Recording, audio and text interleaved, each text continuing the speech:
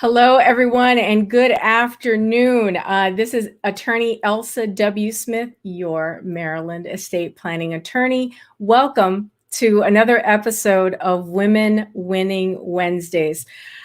This space was created to empower women, which is the mission of my firm. And the way we're doing that is by presenting women who have not only overcome certain obstacles, but they've got tools to help you and I become more empowered women. So I'm really excited about today's guest. And before I tell you a bit about her, just as a reminder, please allow StreamYard to view your comments and for us to view your comments. And the way you do that is by going to StreamYard.com/Facebook.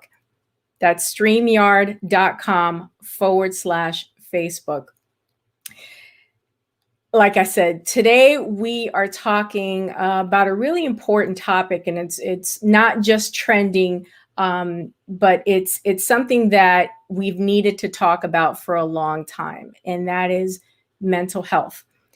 Mental health and the issues associated with it are not only affecting professional athletes like tennis phenom Naomi Osaka, but it affects everyday people like you and me. Our guest today is Dr. Paula Anderson. Like I said, I'm really excited to have her. She's not only someone I respect, but she's also a friend. So let me tell you a bit about her. Dr. Paula Anderson is the president and CEO of PACE Consulting, a behavioral health counseling and organizational consulting firm here in the Washington, D.C. area. Dr. Anderson has degrees in psychology and community counseling, and she's recently successfully defended her dissertation in organizational psychology. In addition to being an organizational psychologist, Dr. Anderson is a licensed clinical professional counselor. She's licensed here in the state of Maryland. She's a nationally certified counselor and a Maryland board approved supervisor. She's also a bit of a rock star too. Dr. Anderson was featured in the MEA magazine in June of 2013 in the feature section of Women in Business, Making a Difference. She was also recognized and awarded as one of the 25 influential women in business making a difference in October 2013 in the same magazine. In October 2019, Dr. Anderson was featured in the same magazine as a CEO to watch. Without further ado, I give you my friend, Dr. Paula Anderson. Hi, Dr. Paula. Hello, Elsa. How are you? I'm fabulous. It Awesome. is really, really such a pleasure to have you here on the show to talk about such an important topic, particularly in communities of color. But really, mental health is something that affects all of us, regardless of socioeconomic status, as we've seen in the media recently. Now, I've told the audience a bit about you. Could you share just anything else that we should know, and specifically how your company helps people with issues regarding mental health? Yes. First of all, thank you so much for having me on today. I'm really excited to have this conversation with you and to be on your show. Thank you so much again. So a little bit about me outside of what you shared. I am a mom of two boys, and I've been married for 23 years. So I have a husband as well. And in terms of PACE has been around for about 14 years, and like you said, we do behavioral health counseling services. So we have a private practice side in College Park. And then we also do, like I said, organizational consulting, where we actually go in and work with businesses on workplace wellness, diversity, equity, and inclusion, and team and leadership development. So that's the organizational consulting side. But on the private practice side, we take insurance. We see people from all the way from children all the way to adults. And we work with people that have, I guess, challenges like depression, anxiety, workplace stress.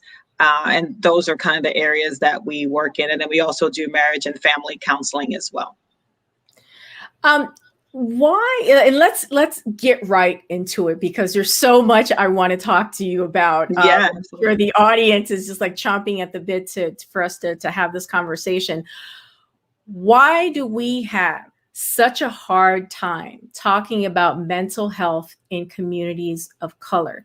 And to the audience, I've already said that, you know, we want to see your comments, so make sure to give StreamYard permission to view your comments.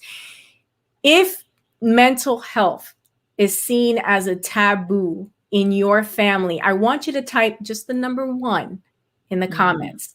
Okay, Dr. Paula, please. So the stigma around mental health, I think it's something that our communities we just haven't spent a lot of time talking about it. And then when we do, it's in a negative space. So for instance, you will hear the word crazy a lot. Like, I don't go to therapy, and therapy is for crazy people. And so when you put that kind of negative language around the topic of mental health, people shy away from it, especially what I've found is in communities of color, people stay away from, you know, going to the shrink, right? Even that word, like, what's a shrink? Right. And so there's so much negative connotation around it that unfortunately communities of color have shied away from it. However, I will say in the last 10 years, I've seen a little bit of a shift because now it's becoming it's normalized now. Like, people are talking about mental health more openly and freely. And I give a shout out to Naomi Osaka, like you just mentioned. I'm so proud of what she did and how she really showed on the world stage how to take care of yourself and how to, you know, prioritize your mental health. I was so impressed with her too, and proud of her that she was able to use her platform and her prestige to really bring light to an issue that's not just affecting people that perform at her level, but it's affecting everyone. You know, particularly, you know, given the past year that we've had, but, you know, mental health, I mean, the issues around it is nothing new. Right. You know, no, it's nothing new. Give us an example of stressors that you've observed in women of color specifically. And the follow-up to that is, does it vary depending on socioeconomic status, or are there some things that are just across the board, affects us all? So the types of stressors that I've observed, and I will say I've been practicing for about 20 years. So, you know, started when I was about 2 years old. But I would say the stressors that I've seen is self-imposed stress. So taking on too many things, like saying yes to just about everything. And what happens is that while it may seem like a good idea at the moment, you're piling on too many things at one time. And so it's self-imposed because no one is making you do that. You're saying yes to these things. And now instead of them being an opportunity, it's becoming a stressor. I think the other thing is that I feel like as women of color, we embrace the strong Black woman, and I believe we are strong, but I think we embrace it a little too much. And so sometimes that leads to multitasking as well. Like you're like, I'm strong. I can do this. I can do that. I can do that. I can save the world. I could, you know what I mean? And then now it's like, again, taking on too much, self-imposed. So you're multitasking. I think the other thing that women of color experience, and this is not something that we're doing to ourselves, is just society, is just discrimination. So whether it be race or gender discrimination, I see that a lot in just different forms, because I work with a lot of women who either own their business or they're in corporate or they're just in the work world. So just facing that double standard, double jeopardy, as they call it, the race and gender discrimination. So those are some common things that I see in terms of stressors for women of color. Do you, and this just came to mind while you were talking, but like, you know, often, and I've personally experienced this myself, like microaggressions. Oh, yeah. That they build up, and, you know, you may brush it off, but it actually takes a toll on you physically, doesn't it? Oh, absolutely. Absolutely. And it could lead to psychological distress, which is, we can talk about that another time. My dissertation was about that, about like psychological distress and, you know, what women of color face in the workplace. And microaggressions are a huge part of that, because people will say things and do things to you, and they think it doesn't affect you. But if it happens over and over and over again, it can lead to anxiety. It can lead to depression. It can lead to even having suicidal ideations, you know. So those microaggressions are actually macroaggressions, if you think about it, because it's really hurting your mental health and your mental well-being. Since you've mentioned all the things that you've mentioned, what are some signs that we need to look out for, that, hey, you know, it may be time for you just to talk with someone? Great question, Elsa. I think the thing that I commonly see and people don't realize it's a sign, is irritability. And so like you just, like something really simple, people are asking something really simple of you, and you become irritated, or you become easily angered. And then usually you can, who gets it is your family members, your spouse, your kids, and they're like, Mom, like, what is going on here? You know what I mean? Because you're so easily upset.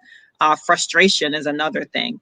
The other thing is losing interest in things that you used to enjoy doing. So if you used to enjoy, you know, going out with friends, although we haven't been able to do that in COVID, but, you know, just things that you're interested in doing, you start to lose interest. You don't want to do that. Isolation, you isolate yourself. So there's a number of factors, but I would say that irritability and then losing interest are some of the top ones that you can just, I may want to just to talk to someone would be a good place to start. Now, let me counter, because somebody might say, look, Dr. Paula, I'm just having a bad day. I don't need to talk to a therapist. I'm just having an off day. Right. What, you know, is there a difference between just being a little off because maybe you didn't get enough sleep, or, you know, it's that time of the month or whatever? I mean, just to be real, you know, as women, what is there something more to that? Something that will distinguish, like, yeah, I probably need to call someone like Dr. Paula, you know, in her office because this is not going well, versus I just need to get more sleep. Yeah, no, great question. And yes, we all have bad days. We actually have bad weeks, right? Yeah. And that's okay. Like, that's normal. That's life. But I think it gets to the point where when it's chronic, when it's like every day, and it starts to affect your family, or it starts to affect work, or it starts to affect, as what we call it in the mental health world, activities of daily living. So if it's affecting your sleep constantly, or it's affecting your eating, or it's affecting you, do you see what I'm saying? It starts to disturb the things that you normally do on a normal basis. Then that's the time when you're like, okay, I may need to look into this. But yes, we do have bad days, bad weeks, and that's okay. It's all good. But when it starts to affect just your normal life functions, then that's something to really look out for. You know, you and I talked off camera about some fairly recent experiences with trauma that you had. To the extent that you feel comfortable, would you share that with the audience, please? Yeah, I will. So last year, as we all have been, like, we all went through a collective trauma with COVID, and then with the social justice issues. I feel like it was on the world stage, both of those issues. And it was no different for me as a therapist, right? I felt like I felt it even double, and not to, you know, say, you know, that I'm special or anything, but because I'm a therapist, so I'm also I'm not only experiencing these things, but I'm also helping people through these things, the social injustice and the pandemic at the same time. And so when the May 25th, I think, when George Floyd was murdered, and then what happened afterwards with the protest and just the way it was being handled on the federal level, it traumatized me, because, as I mentioned earlier, I have two African-American children, boys. And so it was one of those things where I started to notice in myself, like, I was lacking motivation. At that time, I was finishing my PhD program, or in the midst of it. And I felt like I just didn't want to do the work. I would get up and I'd like look at my computer, stare at my computer actually. And I just wasn't feeling it. I was like, it was literally too much to handle. And the news, I tried to turn off the news, but then you have your phone, so something pops up on your phone. Right. So things were, media's coming from everywhere, and you're trying to slow it down, but just knowing like what was in the background, what we were talking about, the dinner table, you can't like ignore those things. And so as a mom, as a therapist, as a wife, of a husband who was also African-American, it was tough. And it led to me finally just saying, I need to, relook at getting a therapist myself. So the therapist gets a therapist. Don't lose sight of this, everybody. I had one before, but we had to change, and I had gone from some months without one, but I was like, oh no, I can't keep, like, I can't go on without having someone else to talk to. Yeah. So now that we're doing so many, and thank you for sharing your story. I really appreciate that. Yeah, no worries. Now that we are in this like Zoom world, and everything is virtual, has that changed your practice in terms of how you're able to reach people who need mental health services? Are you online? Are you doing things virtually?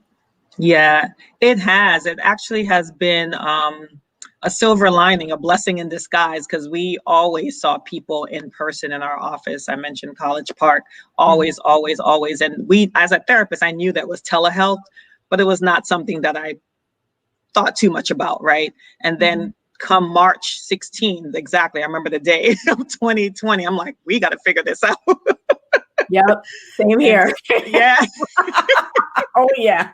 It's like we're in business, and we cannot go out of business now. And so we quickly figured it out. I had to purchase some new platforms, and we are fully telehealth right now. We're not seeing people in the office just yet, but our whole practice is online, on Zoom, every day, all day, even weekends. Do you find that you're able to reach even more people now that you're virtual? Yes. We are seeing people. Before, we would see people like Montgomery County, Prince George, local. Now we're seeing people all over the state, and we are also seeing people outside of the state. So in other states as well, we're also seeing clients. And so it definitely has grown our practice in ways that I just didn't think of pre-COVID. So, yeah. When people, because I've seen the ads on like my Facebook stream and stuff about like telehealth, and get just find a therapist online. You don't even have to leave your home. How does, in this new world of telehealth, how does a person, where do they go to find a therapist if they want to talk to someone? And how do you evaluate like credentials? Where are good places to go? Ooh, really good questions. Well, for therapists, they can, Google is always, I always say Google is your friend. Like Google, you can start there, but there are specific sites for therapists. Psychologytoday.com is one of them. There's another one specifically for therapists of color, like Therapy for Black Girls. There's one called Therapy for Black Men. And people can go on these sites and find, if they're looking specifically for therapists of color, they can go on those sites. If they're just looking for a therapist, Psychology Today is a good place. And like I mentioned, Google is also a good place. And once you Google, you see different people's websites. So once you find a therapist, I would go on their website just to kind of look more and dig more into their business. And then I think in terms of like finding out more about therapists and what they, their licensure, you can go on to like the health and human hygiene. I can't remember, but Maryland, every state has like a Department of Health, and our license are underneath there. So you can just make sure that your therapist is completely and fully licensed, because some people will say they're counselors, but we've had scams before. So you can actually go on Department of Health and look up the, social workers or counselors or psychologists or psychiatrists, whoever it is that you found that you want to kind of do some more, do your own homework on. Dr. Paula, and would you just please tell, not just professional women like myself and many of the ones that are listening, but every woman, who's listening to this, that, and it's more powerful coming from you than from me, because you're the expert, that, juggling family, trying to self-care, trying to, be a wife if you're married, and children and business and everything else, that it's okay not to be okay. Oh my gosh. Yes. Yes, absolutely. It is okay not to be okay. It is okay to just sit in your pajamas all day if you need to for a day or so. You know what I mean? It's okay. Like we've been through so much, Elsa. The fact that we've come through 2020 and the fact that we're both of sound mind right now is huge. That just shows that we are resilient as people. It's huge. But some days are not going to look like this, where we're having like a healthy discussion. Some days you just want to be in your pajamas. You just want to be in your pajamas, and guess what? That's okay. And some days you want to turn off your camera, and if your employer allows that, then turn off your camera, because it's not every day. Like, we are still going through something called pandemic related stress. We're all dealing with it, and it's going to come out in different ways. Like, some days you can be like, oh, I'm good, yeah, I'm good. And then the next day you can be like, oh my God, like, why do I feel like this? You know what I mean? And that's because, like, we've been through something that we're not used to as people. We're not used to being at home for 15 months, right? We're not used to in an incubator. Right, exactly, right? So it's okay. It's okay not to be okay. I will say it multiple times if you need me to. Thank you. We love you for it. Someone, and I forget who, but someone said that the most valuable piece of real estate that we own is our own mind. Oh my gosh. Yes. I just want to put that in the ether. And and in wills and estate planning, which is what I do for a living, one needs a sound mind, legally needs a sound mind in order to execute a will. You need to have a clear understanding of what you own and what you want to happen to it when you are no longer here. And I tell people over and over again that the time to create an estate plan is not when you're in crisis, because, when you're in crisis, as as the expert, there's a whole nother energy there. You can't focus and you're scattered, right? And there's brain fog. No, absolutely. Absolutely. So if you would share with the audience, as we're, getting close to the top of the hour, like why is having good mental hygiene important? And then a follow-up to that, what are some tips that we can use like right now? Awesome. Yes. So good mental hygiene, hygiene means that you preserve your health, right? And so I think we might have talked about this as well. People often come to therapy when, kind of like with you, like when there's a crisis, like, oh my God, I got to get a will. Oh my God, I have to get this. Yeah. People often come to therapy like, oh my God, like I feel sad every day. And yes, you should come then. But I've had people, and I really like applaud them for this, when they're like, I just want to check in. I want to like get therapy before something else happens, before I'm starting to see some patterns. And although I don't, I'm not at the point where I feel like I have an illness, but I do want to come to therapy just as a check-in. I just want to just talk and just to make sure that I don't get to the place of a crisis. And so, yes, you can use therapy in that way too, as a preventative measure, not just reactionary. So just think about that too, that you can use mental health or therapy as a preventative measure. The other thing that you asked was about coping, like what can people do what now? What coping tools? Yeah. I really encourage people to have a regular or a daily practice.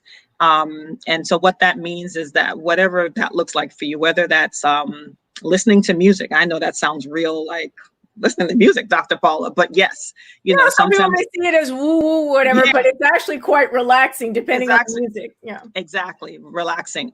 Meditation. For me personally, 5 minutes every morning. It's a given. And what that has done is that put me in a space where, like, when things happen to me, something happened last week, and we don't have time for that. But in the midst of the chaos, I felt myself like go to this calm state because my brain is used to being calm every day. At a certain time of day. And I literally felt myself like, okay, this is happening, but you don't have to react with the situation. You can be calm. Wow. And that's only because I practice it every day, right? So when I need it, it's like, oh, wait, my brain is wired to just be calm. Are there like apps or anything that you'd recommend or even that you use in your practice? Yeah. So I think I mentioned this before. I need a check from this app. But anyway, the Calm app, CALM, Calm is such a great app because they have meditations on there. There's so many. You can also Google apps that are helpful for mental health. But I go to Calm because they have the meditations that I like on there. A lot of people turn to YouTube, which is really cool. YouTube has like anywhere from 5-minute meditations to like 3-hour long meditations that people can engage in. So YouTube is a really good source as well. But there are plenty of apps that you can just literally, it's on your phone and just turn it on in the mornings or afternoons or even in the middle of the workday.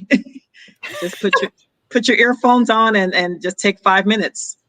Yeah, I've done that. I do a combination of the positive, like motivational things that I listen to in the morning. Yeah, actually in the shower, it's like it's playing, and I just need to listen to it. Absolutely, because I need to get my head right before I face whatever it is that I'm going to face in the day. Absolutely. I need to strengthen. Some people, if you're a person of faith, some people, pray. do prayer. Bible study. Yep. Right. Yeah. Prayer, Bible study, all of that is so helpful. And then exercise, make sure you're getting in your walks. Although I know people don't let the cicadas out, but you can do, there's an app that I use called a 7-minute app. Like you can literally work out in 7 minutes. So there's so many, technology has really improved our life in so many ways. And so use it to your advantage and for your mental health. Do you have anything? So we talked about start of day. Are there any kind of end of day practices that you would recommend to kind of wind down and decompress? Yeah. Again, music. Same thing. Same thing. Music, low music. Reading a book before bed helps to put you to sleep. Herbal teas. Love those. At nights, and then trying to turn off your technology 30 minutes before bed. I'm so guilty of that. I know I am too, but it's helpful that is another thing that's recommended, just to kind of turn off the technology and just start to wind down. So yeah, there's a number of things you can meditate at night too. Very true. Dr. Paula, as we're almost at the top of the hour, how can people get in contact with you and just reach out to PACE if they just have a question, whether to explore whether therapy is something that's right for them? I'm going to put your information on the screen, but sure. The best way to get in contact with us is, you can call us at that 240 number, but also our website. If you go at pace-consulting.com, we do have a contact us box where you can literally type in a question and we will get it through email, the question that you have or inquiry. So that's a really good way to get in touch with us. We're listed also on psychologytoday.com. So if you went to that site and looked for therapists or just look for the name Pace Consulting, you can find us there as well. But yeah, there's a number of ways. If you have insurance like Care First and I think Medicaid, that's another way to find us. So there's a number of ways to find us online. Fabulous. Dr. Paula, it has really been an honor and a pleasure to have you on the show today. Just this brief conversation, I'm sure, has been a blessing to folks who, have maybe it's more than just having a bad day. If it's a series of bad days, you're saying, hey, you may want to just reach out, and it's okay. It's okay. That should be the takeaway, right? Yes. That it's okay. It's okay for us to reach out. Right? Absolutely. And you want to have someone with an unbiased opinion, right? Just talking to you. Like, that's so cool. And it's a service that's there and available. I'm so glad that we have, organizations like yours, Pace Consulting right here in Maryland, in the DMV area. It's local. Mm-hmm. And because you're also, part of like that whole telehealth thing, we can get to you online. So there's no excuse, no traffic, no COVID, anything. It's like you can hop online and reach Dr. Paula or a member of her team. Absolutely. We'd be happy to help. Wonderful. Dr. Paula, it has really been a pleasure. Thank you so much. Have a wonderful day. Folks, you already heard how to get in contact with Dr. Paula. Again, thanks so much, and I will talk to you soon. Okay, thank you so much. Bye-bye, you too. Everyone, I'm sure that I'm not the only one who got a lot from today's interview. Mental health, it's not just trending. It's something, it's very real. And we've got to move away from it being taboo to really just normalizing it in our discussions, in our dinner table discussions, right? And we've also talked about how mental health and wills and estate planning are related. There's an intersection there. I, as an estate planner, I need you to be clear. I need you to be mentally healthy to make the decisions that we're gonna need to make in creating your estate plan. So if you're in Maryland or DC and need help creating a strategy for your legacy, I want you to give our office a call. The law offices of Elsa W. Smith at 410-995-7719. You can reach us on our website at elsawsmithlaw.com. And we are all over social media at Elsa W. Smith Law. Again, this is Elsa W. Smith, your Maryland estate planning attorney. Thank you so much for your time. And share this video with your friends and loved ones. And if you catch this on the replay, make sure and put #replay on the comments so we know that we're reaching you. And if you have any questions or comments about today's show, put that also in the comments. I want to know that guests like this and the topics that we're talking about today are really resonating with you. So I look forward to seeing you each week here on Women Winning Wednesdays. I'm Elsa W. Smith, your Maryland estate planning attorney. Thank you so much for watching, and I'll see you next week. Take care.